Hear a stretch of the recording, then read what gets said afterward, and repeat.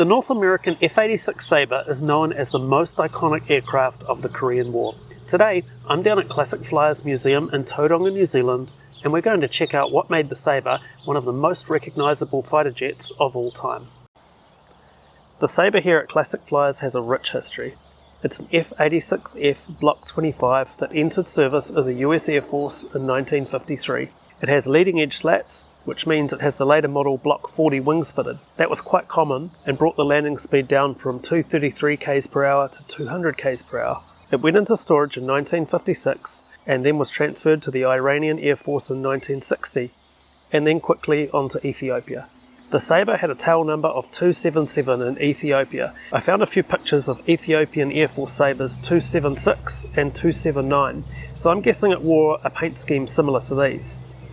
The jet likely saw combat in the 1964 Ethiopian-Somali border war, where the Ethiopian Air Force used the F-86s as close air support for ground troops. Somalia did have de Havilland Vampires in service at the time, but there's no reports of air-to-air combat. Many Somali aircraft losses were from F-86s attacking them on the ground. The jet was recovered in 1996 and stored in South Africa until 2004. Where it was imported to New Zealand by Avionics in Auckland before making its way here to Classic Flyers. The Sabre is painted to represent the aircraft flown by Korean War ace Captain Joseph McConnell with 16 MiG kills to his name. 72 years later, his record still stands, and he is the highest scoring jet fighter ace for the United States. McConnell was known for having excellent eyesight and a very aggressive style of flying.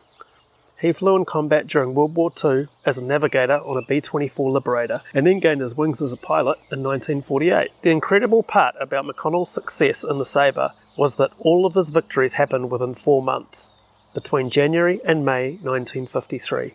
The team at Classic Flyers have done an amazing job preserving this aircraft.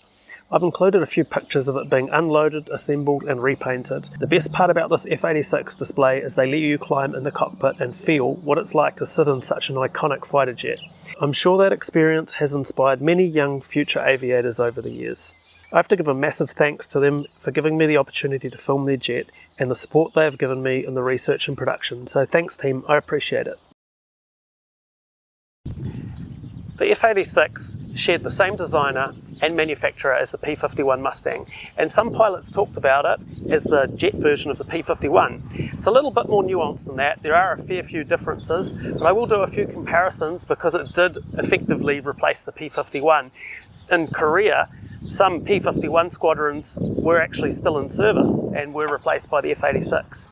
Like the Mustang, the Sabre was fitted with 6 Browning 50 cal machine guns, but the Sabre had the M3 version, which had a slightly higher rate of fire than the M2 fitted in the Mustang.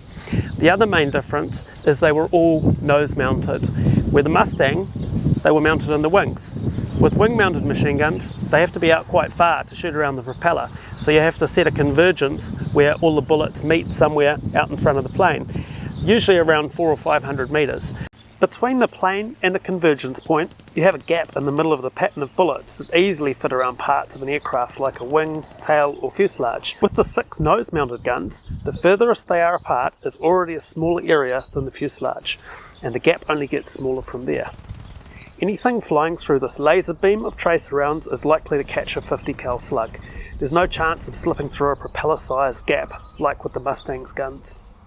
The MiG-15 had an even bigger convergence problem. Its 37mm and 23mm cannons had different trajectories. So even though all 3 guns were mounted in the nose and sighted in at the same distance, there was a huge plane-sized gap in the middle. This wasn't a problem for MiGs against the huge B-29 bombers they were sent to intercept, but it made dogfighting that little bit harder. Sabre pilots told stories of being shot at with 23mm rounds flying over the top of their canopies and the 37mm rounds passing underneath them. After the war, the Russians attributed the Sabre's radar gun sight as the main reason for its success.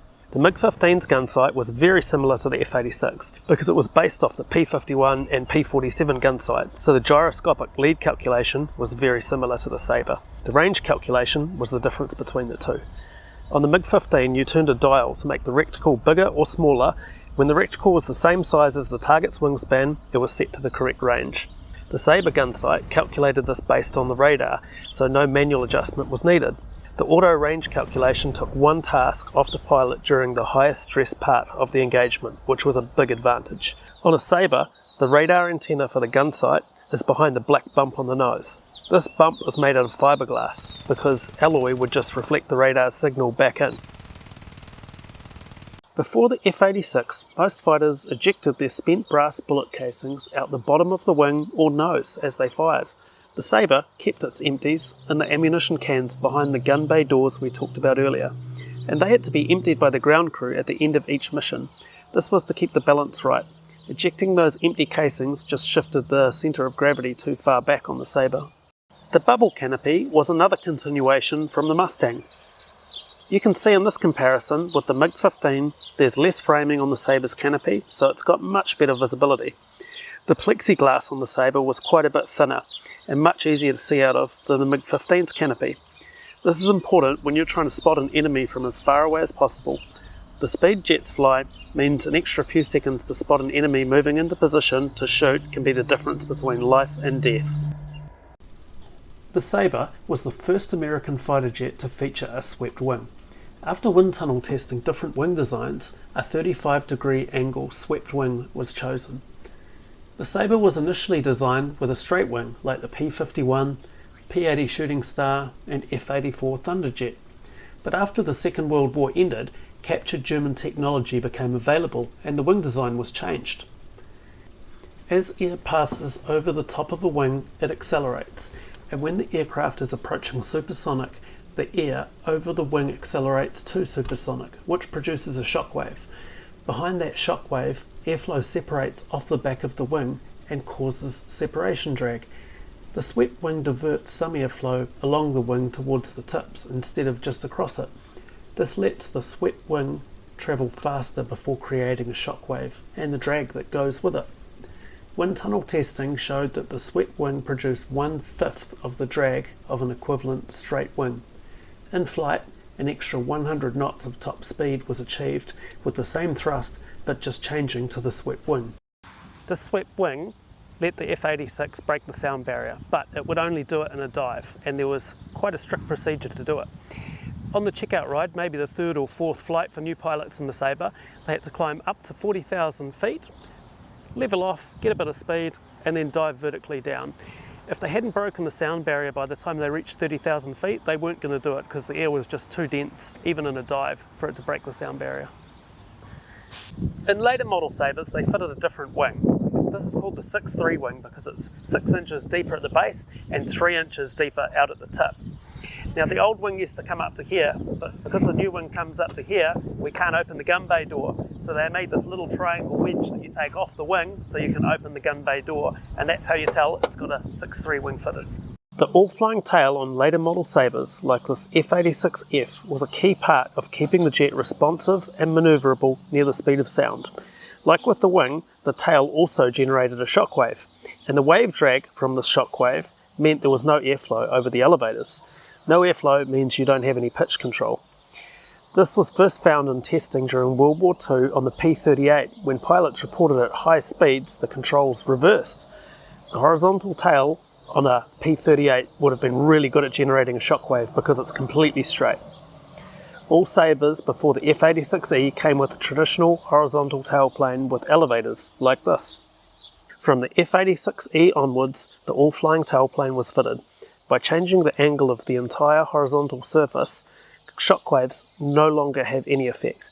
You're exposing the whole control surface to a direct stream of fast, straight-flowing air. The all-flying tail is so effective it's still used in new fighter jets today, more than 70 years later. I've really enjoyed putting this video together with all the researching and talking to people, so let me know in the comments what aircraft you'd like me to cover next. That gives you one solid chunk of airspace from 1322 to 1333-ish.